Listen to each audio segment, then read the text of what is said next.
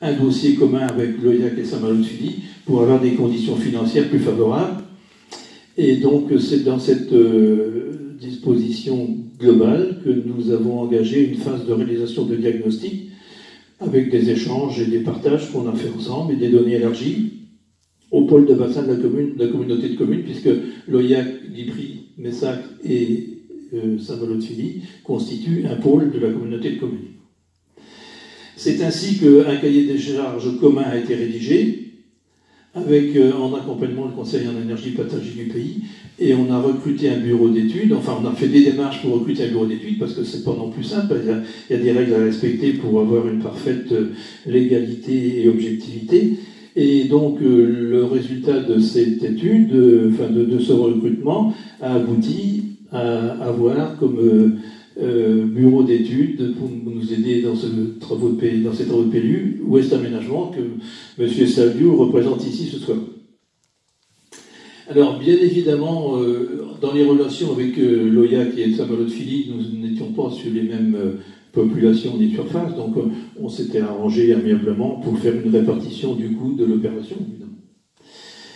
Puis, donc, à Messac, à Dipry-Messac, excusez-moi, on a eu une petite réflexion au conseil municipal et on a pensé qu'il était judicieux d'associer à notre étude les citoyens. Et donc, il y a eu un groupe citoyen qui a été constitué, il y avait 18 personnes représentatives de la commune, un échantillon. Et donc, ces 18 personnes n'ont pas travaillé avec la commune pour des raisons d'objectivité, mais donc n'ont eu des relations qu'avec le bureau d'études. Enfin, ils ont donné des avis, donc indépendants. Nous ne sommes absolument pas intervenus. Alors, un PLU, c'est un objectif. C'est très vaste et très ambitieux.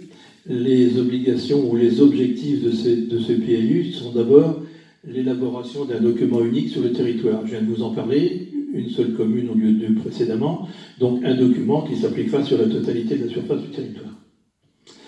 Deuxième point, la revitalisation urbaine. Bon, on comprend tous que les communes, au moins les bureaux anciens comme chez nous, ont besoin de rénover et de se rajeunir. Donc ça, c'est un élément du dossier constitutif. Il y a également la conduite d'une stratégie de développement économique. Ça, tout le monde, évidemment, souhaite que sa commune s'enrichisse et se développe pour le bien de tous.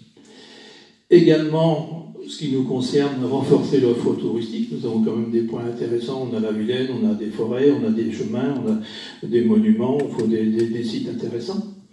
Et aussi, une condition importante, préserver l'environnement naturel, patrimonial et architectural. On va y revenir tout à l'heure. Alors, pour parvenir à ce travail, bon, il y a eu des modalités des concertations qui ont été définies. Il y a eu donc des réunions publiques, ce n'est pas la première ce soir. Il y a eu des expositions thématiques. Vous avez pu voir, pour certains de vous, des panneaux qui avaient été installés sur des lieux publics ouverts où il y avait de la fréquentation de personnes. Des expositions thématiques, des groupes de travail, et puis afin de recueillir des avis et des observations et éventuellement communiquer sur les démarches engagées. Alors, il faut préciser également que le PLU, c'est un PLU communal, puisque M. le maire a fait une petite parenthèse tout à l'heure pour dire que les élus de la communauté de communes n'ont pas accepté de faire un PLUI, c'est-à-dire par le pluralisme intercommunal. Donc, on est resté sur des PLU communaux. Mais on a quand même des règles, on est d'accord, c'est pas un carton, presque. Nous n'avons pas la entière liberté d'action et de décision. Il doit être conforme, notre PLU, au SCOT. Alors le SCOT, c'est un schéma de cohérence territoriale, c'est compliqué notre affaire, qui est un outil de conception, de mise en œuvre, là je vous donne la citation exacte, conception de mise en œuvre d'une planification stratégique intercommunale à l'échelle d'un large bassin de vie ou d'une aire urbaine dans le cadre d'un projet d'aménagement et de développement durable. Donc l'échelle, c'est le pays pour nous. C'est-à-dire que c'est le pays, ce qu'on appelle le pays des Vallons de Vilaine, dans notre secteur, qui couvre deux communautés de communes, celle pays Vallons de Vilaine, communauté de Bretagne, je vais y arriver, communauté de communes de Bretagne, et Bretagne Porte de Loire. Donc c'est-à-dire en gros le secteur guichin pour nous et Bain de Bretagne pour l'autre. Alors, donc, il y a un SCOT qui existe, il a été élaboré donc, à l'échelle de ce pays, et il impose aux communes, pour l'avenir, des règles auxquelles les PLU doivent se conformer. Nos dispositions de PLU, bien que communales, doivent rentrer dans les dispositions du SCOT. Alors, ça porte notamment sur l'évolution des populations. On nous dit, pour monsieur Saliou va vous en parler, mais on vous dit que la commune de Guipry-Messac devrait avoir tant de personnes à l'horizon 2025 ou 2030, etc. On nous donne des règles aussi pour la densité de logements à l'hectare. On ne peut plus faire maintenant des constructions sur 5000 m², bien évidemment. Et puis, bien sûr, la possibilité de consommer de l'espace pour les constructions, ça c'est une notion dont on entend tous les jours parler maintenant, la consommation d'espace agricole. Alors, le SCOT des Pays de Wallon-de-Vienne constitue donc ce cadre, et notre PLU doit s'y intégrer, doit le respecter. Alors, les démarches pour y parvenir sont nombreuses et importantes. Le bureau d'études étant choisi, donc les travaux ont pu commencer. Et la première phase qui est engagée, donc, c'est le travail de diagnostic sur les communes de Messac, Loyac et Saint-Malo-de-Filly. Là, on est dans la partie commune aux trois communes, justement. Et ça a porté donc, sur les études et analyses préalables, toutes les recherches que M. Saliou a voulu faire pour prendre connaissance du dossier et du secteur et des PLU précédents. Le bilan des documents existants, les objectifs de développement et les enjeux de territoire, ça c'est le futur évidemment, et les concertations et les démarches administratives. Alors, parmi les études et analyses préalables propres à notre commune de Guipry-Messac, parce que donc ça c'était, je vous l'ai dit tout à l'heure, la partie commune avec nos deux communes voisines. Il a été fait un diagnostic agricole qui a été réalisé en collaboration avec la Chambre d'agriculture. Donc la Chambre d'agriculture nous a aidé à déterminer, on a fait aussi des questionnaires à l'attention des agriculteurs. Il y a 74 exploitations agricoles recensées sur notre commune, et d'après Madame Ferré, qui est la responsable pour la Chambre d'agriculture, nous a dit que la commune de Guipry-Messac était aujourd'hui la première commune agricole du département. C'est celle qui a le plus grand nombre d'exploitations. Alors, les formes juridiques aussi ont été étudiées. Il y a des exploitants en nom, des EARL, d'autres types de sociétés. Les surfaces exploitées, les productions que nous avons dans la région, l'environnement agricole et le devenir des exploitations. Évidemment, tout ça, ça bouge, ça vit. Alors, ça, c'est un travail qui a été fait. Un deuxième travail avec un autre bureau d'études, parce que là, c'est des compétences que nous n'avons pas et qui ne sont pas non plus dans les capacités du bureau d'études Westham, un schéma directeur des eaux pluviales. C'est-à-dire que dans le cadre de développement de l'agglomération, parce que ça porte essentiellement sur l'agglomération, les eaux pluviales, donc il y a un schéma directeur qui a été préparé, et évidemment, ça entraîne, ou c'est des conséquences ou de la préparation des constructions à venir.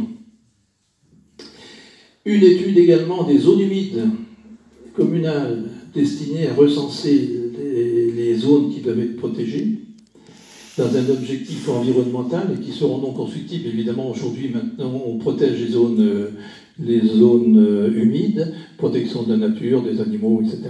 Et puis, bon, au niveau de la construction, ce n'est pas des terrains qui s'y prêtent. Donc ça, le répertoire a été fait de ces zones humides, qui sont bien sûr non constructibles. Ensuite, il y a également une étude sur les cours d'eau, afin d'abord d'avoir une bonne appréciation et de protéger leur qualité, la qualité des eaux. Donc là, c'est encore un autre bureau d'études annexe qui a travaillé dessus. Il est en phase d'achèvement, ce dossier-là. On aurait souhaité l'avoir pour ce soir, mais il nous a dit que il n'était pas tout à fait terminé, donc on va pas tarder à le recevoir. Donc, répertoire de tous les cours d'eau existants sur la commune. Donc là, ça a aussi une importance sur la qualité des eaux, et ça implique que les agriculteurs sont très sensibles à ce sujet-là, parce que lorsqu'il s'agit des cours d'eau, vous savez qu'ils sont obligés de faire des bandes vertes à proximité, soit 5 mètres, soit 10 mètres. Donc ça, c'est une étude importante. Et donc, toutes ces recherches sont complémentaires à la construction du PLU. Elles sont nécessaires et obligatoires pour y arriver. Alors, Un autre gros travail qui a eu lieu, et qui a mobilisé un groupe de travail constitué de membres extra-municipaux et d'élus, c'est-à-dire que nous avons fait appel à des bénévoles, pour recenser, à partir de critères définis par la Commission, les bâtiments ruraux susceptibles de faire l'objet d'un changement de destination. Alors ceci dans l'objectif de limiter au maximum la consommation d'espaces agricoles. Alors évidemment, il est préférable de rénover des bâtiments qui existent déjà, plutôt que de faire des emprises pour des constructions neuves. Alors changement de destination, qu'est-ce que ça veut dire? C'est la possibilité pour un bâtiment non affecté à l'habitat d'être rénové en habitation dans des conditions précises. Alors, on précise bien, tout ce qui était habitat, même non habité aujourd'hui, mais qui a été, à un moment de son existence, affecté à l'habitat, reste habitat.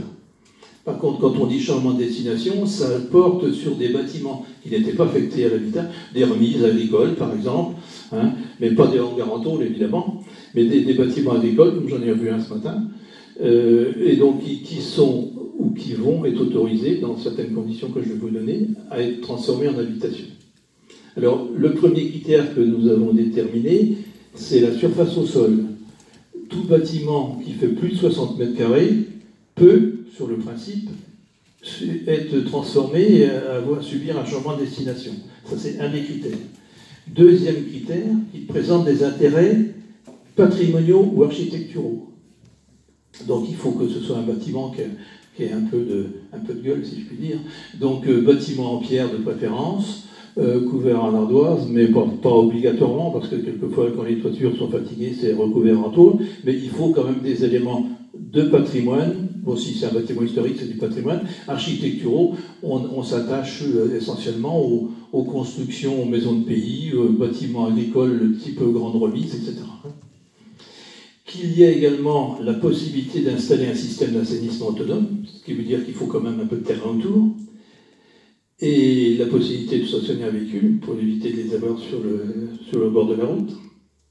Et question importante, qu'il ne soit pas dans le périmètre de protection d'une exploitation agricole. Ça, c'est important, puisque vous savez qu'on a quelquefois des conflits, enfin, il y a quelquefois des conflits entre les exploitations agricoles et les habitants qui sont à proximité, de bruit, d'odeur ou d'autres nuisances sonores ou bruyantes. Donc, il est établi un périmètre de protection qu'on a volontairement un petit peu élargi, hein, parce que c'était la notion de siège d'exploitation. Donc on l'a élargi à tout bâtiment qui dépend d'exploitation, sauf s'il y a un bâtiment annexe qui se trouve à 500 mètres évidemment. Mais donc le périmètre de protection, 100 mètres à partir du bâtiment le plus éloigné de l'exploitation.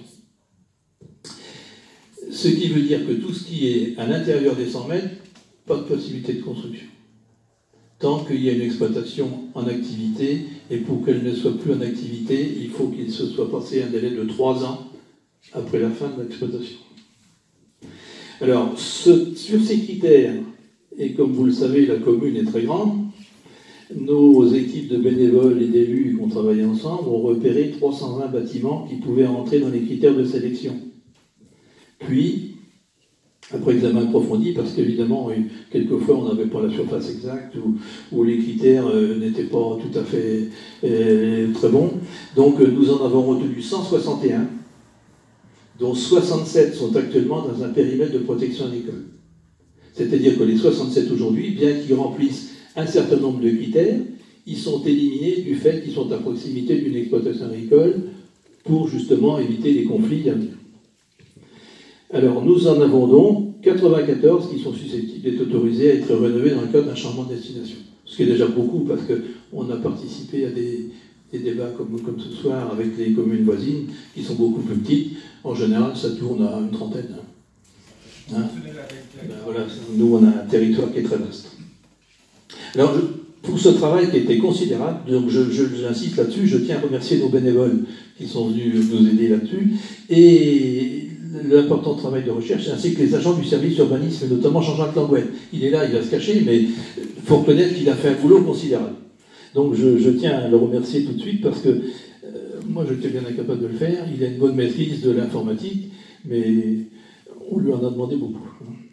Parce que donc tous les dossiers, tout bien qu'on a repéré a été photographié, On a fait des fiches, des mesures de surface, des mesures de proximité, etc. C'était un gros boulot. Alors, évidemment, je vais m'arrêter là pour la présentation, parce que c'est trop compliqué, autrement je ne vais pas vous donner tous les détails. Mais donc, ce PLU en question, donc c'est un travail considérable, heureusement qu'on ne fait pas ça tous les ans. Ça a mobilisé beaucoup d'énergie, et ce n'est pas terminé, parce que nous ne sommes pas à la dernière phase, loin de là.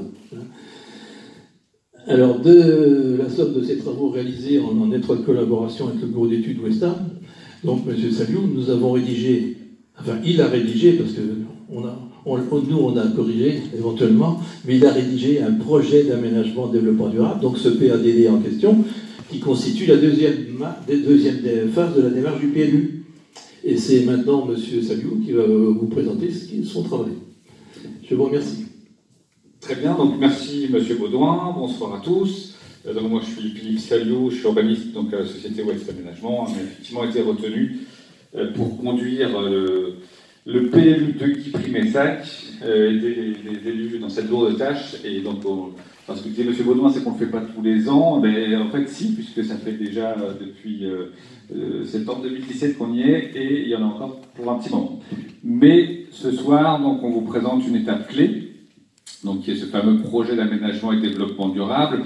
Comme vous l'avez vu, c'est un PLU, c'est beaucoup de travail, ça brasse beaucoup d'études connexes que vous a présenté M. Baudouin.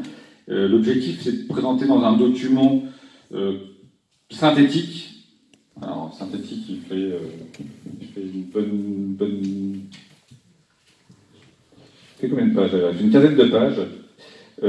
Puis on a des cartographies, et l'objectif, voilà, c'est de donner pour les 10 à 15 prochaines années les objectifs d'aménagement et d'urbanisme de la commune dans les différents domaines, donc à savoir projet urbain, mais aussi tout ce qui va se passer en milieu rural.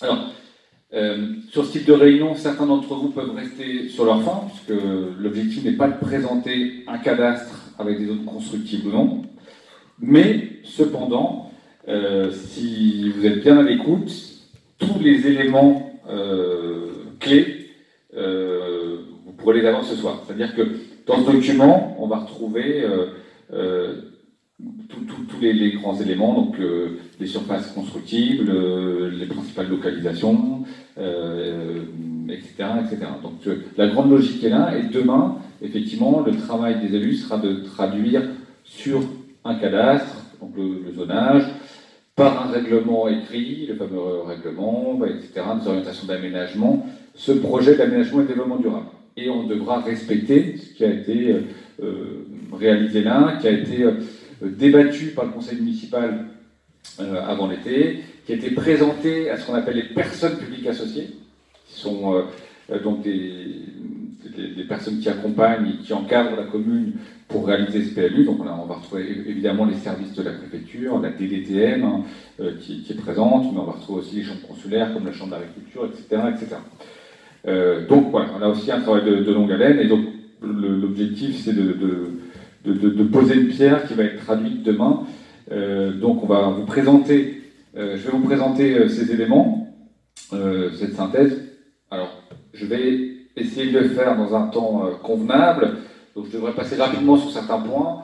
Le but c'est que dans un second temps, évidemment, on ait un temps d'échange et que vous puissiez poser toutes les questions, toutes vos interrogations sur ce projet et tous les éléments qui vous intriguent par rapport à ce plan local d'urbanisme en cours de création. Donc il remplacera les deux PLU qui sont en vigueur, hein, donc un côté d'Ypres et l'autre côté Messac. De tourner. Voilà une diapositive sans importance qui rappelait les nombreuses étapes qui nous ont conduits à arriver à ce document.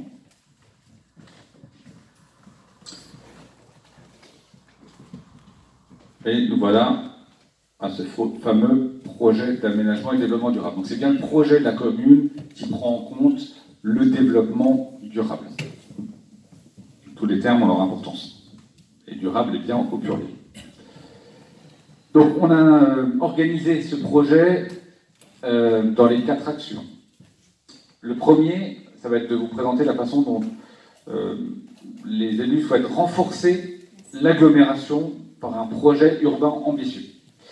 puisque j'ai aussi oublié de rappeler que, évidemment, ce document fait suite également à une étude importante qui a eu lieu sur la commune, qui était l'étude de revitalisation urbaine, qui a fait l'objet aussi d'une de concertation importante, et qui a mobilisé énormément les élus. Et l'objectif, c'est bien de traduire de façon opérationnelle tout ce qui avait été réalisé à ce moment-là dans le cadre du projet urbain. Donc on va retrouver dans cette partie les éléments notamment de ce projet urbain ambitieux qu'on a souhaité traduire dans le PLU. Le deuxième point, ça va être de conforter évidemment les équipements, donc ça aussi bien sûr des équipements qui vont entrer dans le projet urbain, de développer le commerce et les services. Je ne vous gâche pas trop la vue comme ça. Dans un troisième point, on va parler plutôt de l'économie, et l'économie est liée notamment à l'emplacement des zones d'activité économique, des emplois sur la commune, mais également de l'activité agricole, puisque M. Baudouin rappelait que vous étiez la première commune agricole du département, mais donc c'est un point évidemment important. Et puis sur le dernier point, on parlera de la protection de l'environnement, comment on souhaite valoriser l'environnement communal et un espace rural localisé. Donc un programme ambitieux. Donc quelques éléments pour rappeler des faits. Donc l'INSEE nous dit que vous étiez un peu plus de 7000 habitants en 2016. L'INSEE on a toujours un peu de retard sur le recensement, ce qui fait qu'on a réestimé la population en 2019. On pourra discuter longuement sur les chiffres, mais globalement, vous êtes un peu plus de 7000 habitants aujourd'hui sur la commune du Petit-Plémessac. Donc ça, c'est un point important. Sur les derniers recensements, les dernières évolutions démographiques, notamment celle du recensement intercensitaire 2010-2015, la croissance était d'environ 1,4% par an, ce qui est une croissance qui est intéressante. Si on la ramène à 10 ans, c'est près de 15% de croissance. Et donc durant cette période, on a une stabilité de la taille des ménages qui a été Petit-Plémessac de peut-être aujourd'hui un peu moins de 2,3 personnes par ménage. Ce qu'on va retrouver dans le nombre de personnes par logement également. Et évidemment, on a rappelé l'importance de ce fameux super document d'urbanisme à l'échelle du pays, qui crée du droit et qu'on est obligé ici de prendre en considération. Donc le schéma de cohérence territoriale du pays